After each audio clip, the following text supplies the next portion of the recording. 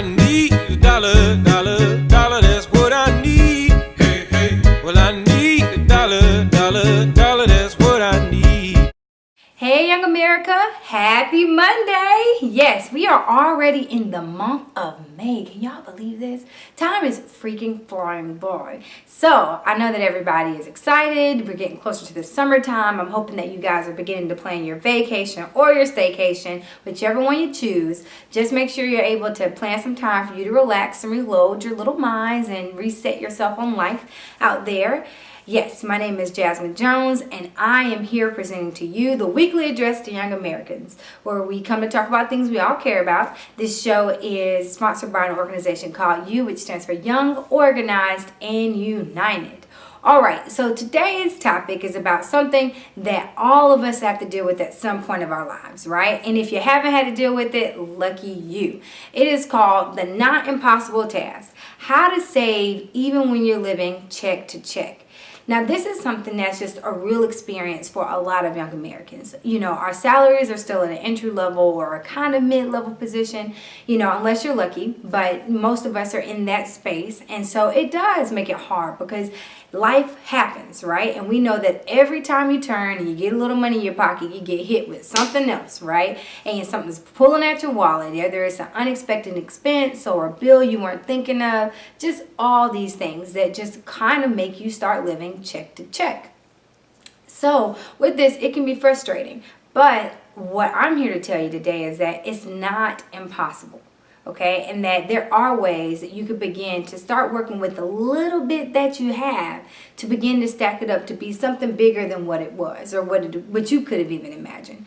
And I believe that this is such an important conversation because a lot of young people are getting to the space of thinking more about their financial status and their stability, really, not even status, stability. And I think that it does take a mindset and a mind shift to be able to get into the space of taking care of yourself to saving. Okay, and you know, I'll be very honest, I had to take a class about it. You know, I had to reset my mind on how I looked at money because I had for some odd reason notion that money was evil and didn't matter, so whatever, just pay for it and let's move on. Money comes again in 2 weeks, you know. But then in this class, it was called Financial Peace. I took it at a church here in DC. The very first week they told me that money is not evil. Money is meant actually not for evil people, but for good people. And the reason why it's meant for good people, because good people take the money and they do for others and they bless others. So if you don't have any money, then there's no way that if you have in your heart to bless others and give, you don't have to just do it through money. But if that's what you want to do, you know, you're going to have to begin to think differently about it and think why it's important to be mindful of it.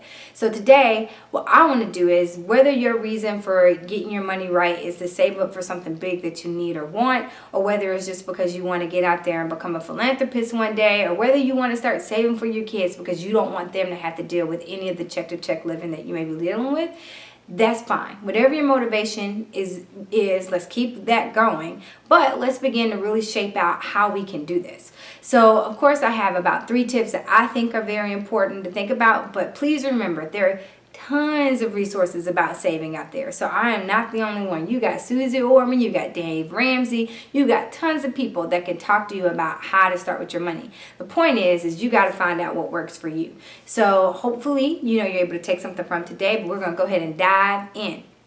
All right, so the first one that I like to talk about it's kind of a budgeting piece, but I call it add up and take away all extra expenses. So this means that you actually have to get real with your money. You got to tell the truth. And everybody knows sometimes it's really hard to tell the truth. So this is how you do it. You need to add up all of your expenses. Take your rent, take your utilities, and round up on those utilities. Don't round down, round up. Okay? Take your food and transportation.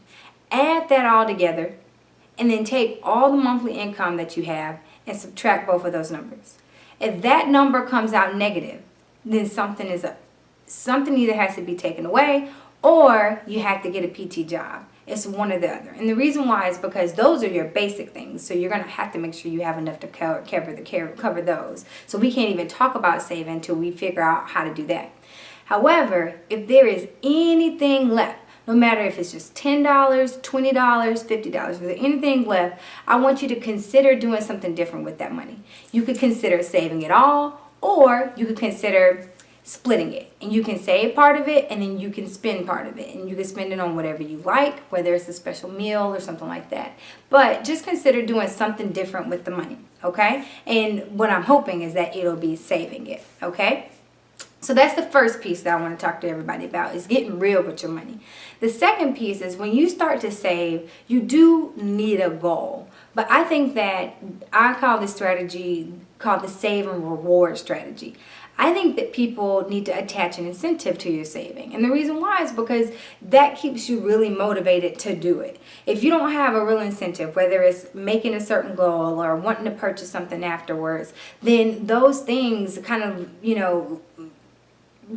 aren't there to provide you the motivation to actually get it done.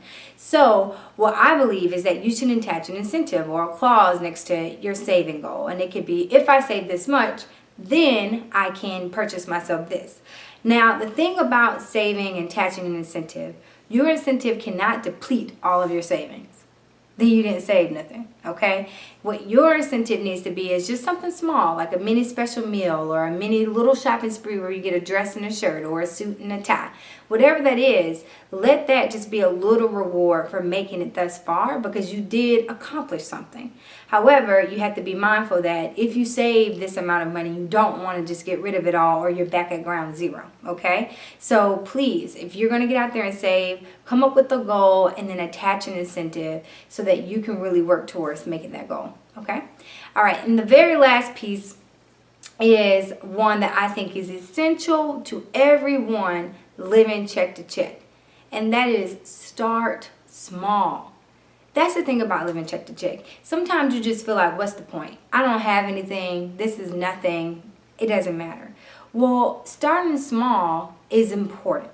And the reason why it's important is because $5 will eventually equal $10, which will eventually equal $15, which will eventually equal more if you start small. Okay, because savings is savings and they will increase over time. So my point is yes, don't feel defeated by your situation if you every month you're coming out and just balancing $20 left over after all your bills. I understand that is not a pretty picture. I know $20 you can't do much with, but you know what? We got to be creative. We got to say, look, I got $20 in my pocket, right?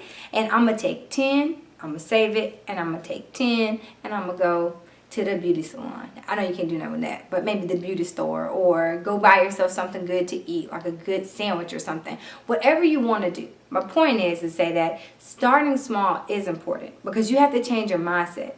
You got to start taking joy out of saving. And that $5 will become a hobby for you. It will become a habit. It will become something you're connected to that you must do. The same way you feed yourself and you know you must go to work, you'll eventually feel like I must save this money. But it takes time. So if you're living check to check, start small. Give that little sacrifice up of $5 or $10 a check and start to save. By the end of the year, you'll be somewhere. You'll be somewhere. So hopefully, if you're out there and you're really looking to start anew, please take one or two of these tips today and get started. It happens every day. People start small and they go big and they have goals and they reach those goals. And saving is one of those things that are so important to our financial stability and future as a generation. So we've got to do this not only for ourselves, but for us as a whole. So I'm hopeful that you took something from today, and please, please join in next week with us. It'll be so fun. We're going to be talking about how interviewing is like going on your first date. What do you say? Hopefully you can join in and see you then. Hey, hey, said I need a dollar, dollar, dollar, that's what I need. And if I share